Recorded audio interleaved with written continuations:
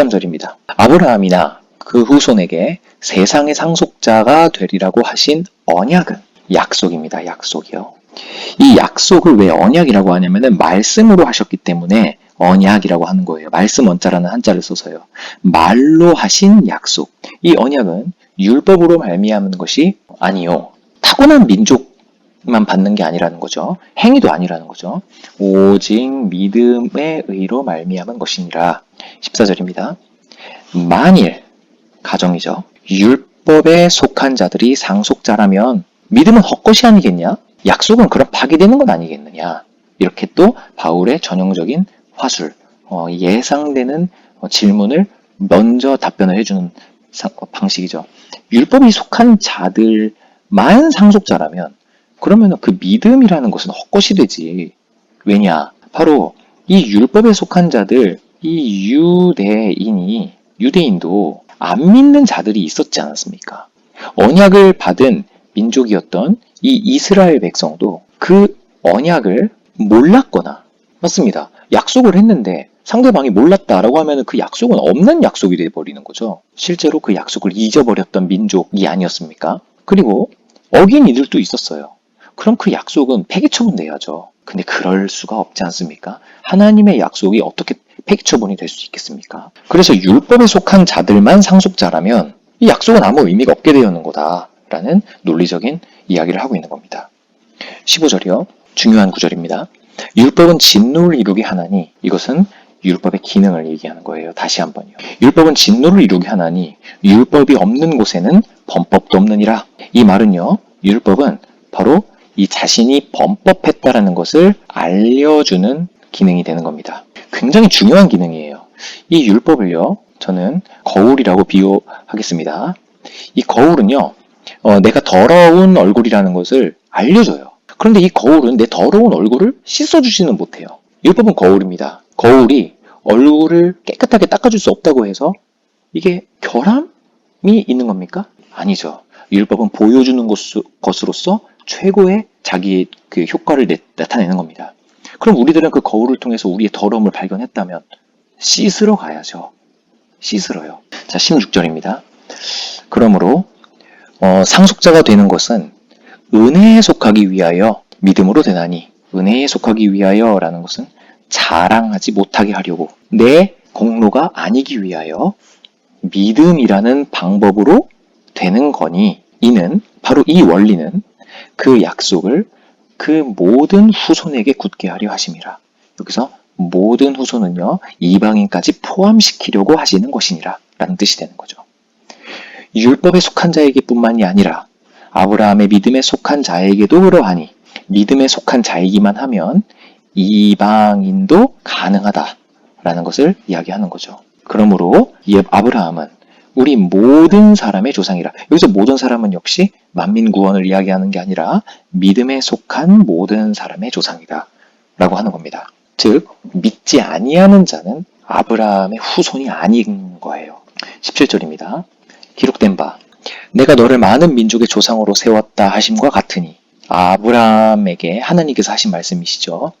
그가 믿은 바, 당연히 믿었습니다. 하나님은 죽은 자를 살리시며 없는 것을 있는 것으로 부르시는 이시니라. 이거를 믿었다는 거예요. 죽은 자를 살리시며 없는 것을 있는 것으로 부르시는 이라는 걸 그가 믿었다는 거예요. 그럼 이 믿음은 뭐냐? 죽은 자를 살린다, 없는 것을 있는 것으로 부르신다 라는 걸 믿었다는 겁니다. 여기서 아브라함의 믿음, 첫 번째, 이삭의 번제물 에피소드, 이거를 꼭 기억하셔야 됩니다. 하나님께서 아브라함에게 너무나 소중한 아들, 100살에 낳은 아들, 그 이삭을 번제물로 바치라는 명령을 하세요. 명령이십니다. 이삭을 죽여라, 그리고 바쳐라. 이 명령을 하십니다. 하나님께서는요. 근데 아브라함은 이 명령에 순종을 해야 되나 말아야 되나라는 갈등에 빠집니다. 왜냐하면요. 하나님의 언약이 있었기 때문이에요. 이 언약은 이삭을 통해 너의 씨를 번성케 하겠다. 이삭을 통해 복을 주겠다. 라는 언약을 하셨다는 거예요. 하나님께서는요. 그러면은 아브라함은요. 이 언약을 믿어야 되는지, 하나님의 이 명령, 이것은 상황이죠. 지금 상황. 이 상황은 이삭을 죽이라는 거예요. 그런데 이삭을 통해서만 복을 주겠다라고 언약을 하셨어요. 아브라함은요, 갈등이 생기는 겁니다. 죽이면 이 언약이 폐기가 되는 거 아닙니까?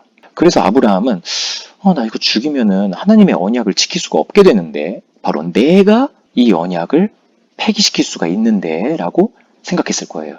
근데 아브라함은요, 여기에서 죽은 자를 살리실 거라는 걸 믿습니다. 그래서 하나님의 언약은 결코 폐기가 될 수 없을 거다. 이삭을 통해 복을 주겠다는 그 언약은 무조건 지켜질 거다. 이렇게 생각을 하고 실제로 이 명령을 지켜서 이삭을 죽이더라도 하나님께서는 이 죽은 이삭을 살리실 거라는 믿음을 가졌다라는 거죠. 절대 하나님의 언약은 폐기가 되지 않을 거다. 내가 이삭을 죽이더라도 그건 하나님이 죽이라고 하셨기 때문에 죽인 것이기 때문에 하나님께서는 나의 아들 이삭을 다시 살리셔서라도 하나님의 언약을 지키게 되실 거다. 이런 말도 안 되는 믿음을 가졌다는 거예요. 그 정도로 하나님이 하신 그 언약을 완전하게 믿고 있었다는 겁니다. 이게 바로 그가 믿은 바입니다. 우리도 우리의 상황이 하나님께서 나에게 해주신 그 언약이 철회되는 상황처럼 보일지라도 우리들은 하나님의 언약을 아주 굳게 믿어야 되는 겁니다. 18절입니다. 아브라함이 바랄 수 없는 중에 바라고 믿었으니, 여기서 바랄 수 없는 중에 바라고 믿었으니 라는 것은 이 이야기를 이야기하는 건 아니에요. 밑에 나옵니다. 이는 네 후손이 이 같으리라. 바로 아브라함처럼 바랄 수 없는 중에 이 언약을 믿을 거다. 바로 너의 후손은 그럴 거다. 하신 말씀대로 많은 민족의 조상이 되게 하려 하심이라. 19절. 그가 백세나 되어 자기 몸이 죽은 것 같고 사라가 태가 죽은 것 같음을 알고도 믿음이 약하여지지 아니하였다라고 하죠. 아브라함이 99세가 되었을 때 1년 후에 아들이 태어날 거다라고 하나님께서 이야기를 해주시고 아브라함에게 그 증표로 이름을 바꾸라고 하십니다. 원래 아브라함의 이름은요, 아브람이었고요. 사라의 이름은 사레였습니다. 이것은 어떤 의미냐 하면요, 아브라함은 많은 무리의 아버지라는 뜻이고요. 자, 그런데 이 아브람을 아브라함이라고 바꾸라는 거예요. 사레를 사라로 바꾸라고 하는 거예요. 이 아브라함의 이름의 의미는요, 민족의 아버지라는 뜻이에요. 사라는 민족의 어머니라는 뜻입니다. 많은 사람들이 비웃었을 겁니다. 야, 아브람, 너는 이름이 많은 무리의 아비인데 너는 자식이 이스마엘 한 명밖에 없잖냐? 그것도 여종에게서 낳은 자식 아니냐? 그게 무슨 많은 무리의 아비야. 이렇게 놀림을 받았을 겁니다. 그런데 어느 날 갑자기 아브라함이 나 아브라함이라고 이름 바꿨어 라고 나타나는 거예요. 그럼 사람들이 한 명의 아비인 주제에 민족의 아버지라고 하면서 엄청 비웃었을 겁니다. 그리고 우리 와이프 아내 민족의 어머니 사라라고 이름 바꿨어. 우리 하나님께서 그렇게 바꾸라고 하셨어. 말도 안 되는 얘기 아닙니까? 부자인 사람한테 이름을 김가난이라고 이름을 지어주거나 엄청 가난한 사람에게 왕부자라는 이름을 지어주는 것만큼 놀림을 받았을 거예요. 하지만 아브라함은 하나님의 언약을 믿었기 때문에 이 이름으로 이름을 바꿉니다. 이것이 바로 믿음이 약하여지지 않았다라는 증거예요. 20절입니다.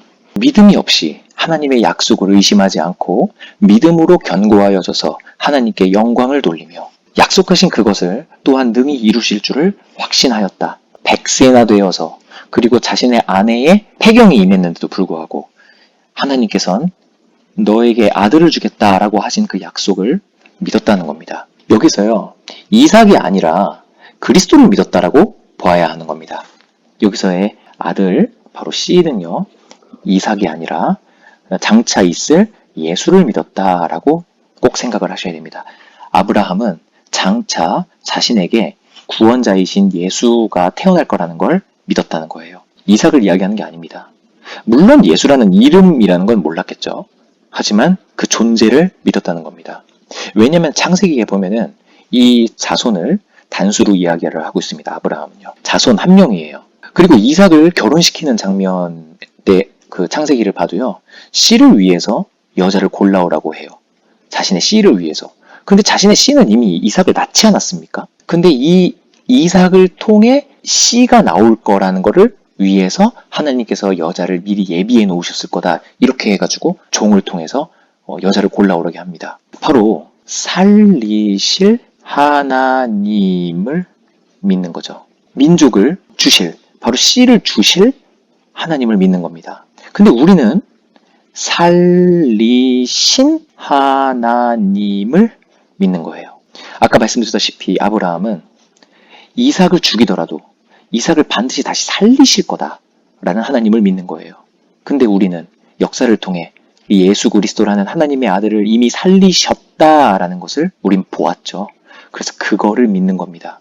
이것이 구약의 믿음이고 이것이 신약의 믿음일 뿐 예수를 믿는 믿음은 바로 동일하다라는 겁니다. 그래서 그러므로 그것이 그에게 의로 여겨졌느니라. 자, 23절. 그에게 의로 여겨졌다 기록된 것은 아브라함만을 위한 게 아니다. 의로 여기심을 받을 우리도 위함이다. 신약의 우리를 이야기하는 거죠. 여기에는 이방인도 포함입니다. 곧 예수, 우리 주, 이 예수를 믿는 믿음을 이제 나오는 거죠. 우리 주를 죽은 자 가운데서 살리신 이 하나님입니다. 를 믿는 자니라. 예수는 우리가 범죄한 것 때문에 내줌이 되고 십자가를 대속을 이야기하는 거죠. 자, 중요한 부분입니다. 또한 우리를 의롭다 하시기 위하여 살아나셨느니라. 그럼 우리를 의롭다 하시기 위하여 살아나셨다라는 것은 다시 살아나지 않으셨다면 우리는 의롭게 되지 않았을까요? 바로 부활이 없었다면 우리에게는 의가 전가되지 않았을까요? 그렇습니다. 단 한 명의 인간도 죄로 인해 죽으면 안 되죠. 예수가 부활하지 않았더라면 죽은 인간이 생겨버리게 되는 거고요. 하나님께서 선택하신 백성 중에. 그리고 우리를 의롭다 하실 자격이 없어집니다. 핵심입니다. 의롭다 하실 자격이 없어지게 되는 거예요. 자, 왜냐하면 부활을 하셔야 의의 기준을 제정하신 신이 존재하는 것이라는 걸 입증이 되는 겁니다. 바로 부활을 해야 되는 거예요. 그래서 우리를 의롭다 하실 존재가 있게 되는 겁니다. 예를 한번 들어보겠습니다. 감옥에 있는 죄수가 있어요. 근데 사형을 앞두고 재판장이 죄인을 의인이라고 다시 선고를 해요. 사형수에게 너 아니다. 너는 죄인이 아니라 의인이었어. 라고 이 사형수에게 재판장이 판결을 해줍니다. 그러면은 이 사형수는 그 죄라는 누명을 벗고 의인이 되는 거겠죠.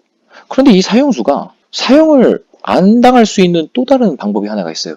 그게 뭐냐면은 감옥이 아예 무너져 버린 거예요. 이 국가가 이 감옥을 만들어서 사형수를 가둬놨는데 이 국가 자체가 폭격을 맞아버린 겁니다. 국가가 사라진 거예요. 이 사형수는 감옥이 사라졌어요. 감옥이 무너졌어요. 그럼 이 사형수가 풀려났다고 해서 이 사형수가 의인이 되는 겁니까? 그런 건 아니죠. 죄수를 가두고 있었던 국가가 침공으로 사라진다고 해서 이 죄인이 의인이 되는 건 아니에요. 이 십자가 대속 때문에 우리의 죄가 사라져서 사망에서부터 구원을 받았습니다. 사망 안 하게 됐어요. 그런데 이제 우리를 의인이라고 여겨주실 이가 다시 살아나셔야 우리에게 이 의인이라는 칭을 해주신다는 거예요. 칭, 의의 주체가 살아나셔야죠, 당연히. 그래야 우리를 칭해 주시죠. 칭할 존재가 안 살아나시면 우리를 누가 의인이라고 불러줍니까? 그 주체가 없는데. 바로 의롭다 하시기 위하여 우리를 그렇게 칭해 주시기 위하여 살아나셨다. 이렇게 해서 25절이 마무리가 됩니다.